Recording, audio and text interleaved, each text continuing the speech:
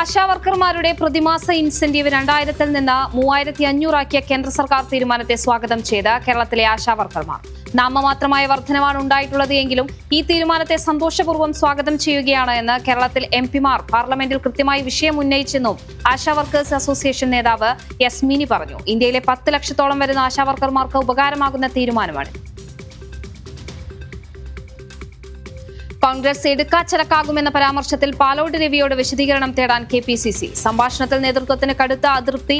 യുവനേതാക്കളും പാലോട് രവിക്കെതിരെ രംഗത്തെത്തി. ഫോൺ സംഭാഷണം വിവാദമായതോടെ പാലോട് രവി മലക്കം മറിഞ്ഞു. ഭിന്നതകൾ തീർക്കണമെന്നും നന്നായി പ്രവർത്തിച്ചില്ലെങ്കിൽ പാർട്ടിയെ ബാധിക്കുമെന്ന താക്കീതാണ് നൽകിയതെന്നും പാലോട് രവി വിശദീകരിച്ചു.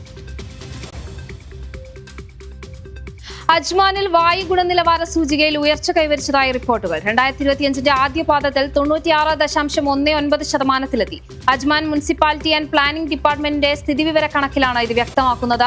പരിസ്ഥിതി സുസ്ഥിര പ്രോത്സാഹിപ്പിക്കാനുള്ള അജ്മാൻ വിഷൻ 2030-ന്റെ ഭാഗമായാണ് വായു ഗുണനിലവാര സൂചികയിലും എമിറേറ്റ് ശ്രദ്ധമായ ഉയർച്ച കൈവരിച്ചത്. ഇതിനായി കൂടുതൽ പരിസ്ഥിതി സൗഹൃദ പദ്ധതികൾ പ്രോത്സാഹിപ്പിക്കുകയാണ് അജ്മാൻ. മുൻവർഷങ്ങളെ അപേക്ഷിച്ച് സൂചികയിൽ ഗണ്യമായ വർധനയുണ്ടായി. നിയമലംഘനം നടത്തിയ മക്കയിലെ 25 ടൂറിസ്റ്റ് ഹോട്ടലുകൾ ടൂറിസം മന്ത്രാലയം അടച്ചുപൂട്ടി. ഈ മാസം മന്ത്രാലയം നടത്തിയ പരിശോധനയിലാണ് ഇത്രയും സ്ഥാപനങ്ങൾ നിയമങ്ങൾ ലംഘിച്ചതായി കണ്ടെത്തിയത്. തീർത്ഥാടകരും ടൂറിസ്റ്റുകളുമായ അതിഥികളെ സ്വീകരിക്കുന്നതിന് മന്ത്രാലയം നിശ്ചയിച്ചിട്ടുള്ള നിയമങ്ങളും മാനദണ്ഡങ്ങളും പാലിക്കുന്നുണ്ടെന്നും ആവശ്യമായ ലൈസൻസുകൾ നേടിയിട്ടുണ്ടെന്നും ഉറപ്പാക്കുന്നതിനാണ് പരിശോധന. ഇന്ത്യൻ കരസേനയുടെ ഭാഗമായി അപ്പാച്ചെ ഹെലികോപ്റ്ററുകൾ. ഇന്ത്യൻ കരസേനയ്ക്ക് 6 ഹെലികോപ്റ്ററുകൾ നൽകാനുള്ള കരാറിന്റെ ഭാഗമായാണ് അമേരിക്കൻ എയ്റോസ്പേസ് ഭീമനായ ബോയിങ് അപ്പാച്ചെ ഹെലികോപ്റ്ററുകൾ കൈമാറിയത്. ലോകത്തിലെ ഏറ്റവും നൂതനമായ മൾട്ടി റോൾ കോമ്പാക്ട് ഹെലികോപ്റ്ററുകളിൽ ഒന്നാണ് AH-64 അപ്പാച്ചെ. ഇത് US സൈന്യവും ഉപയോഗിക്കുന്നുണ്ട്.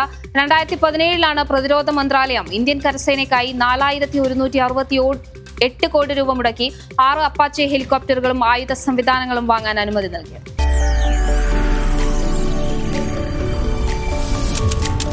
NTV UAE to the world.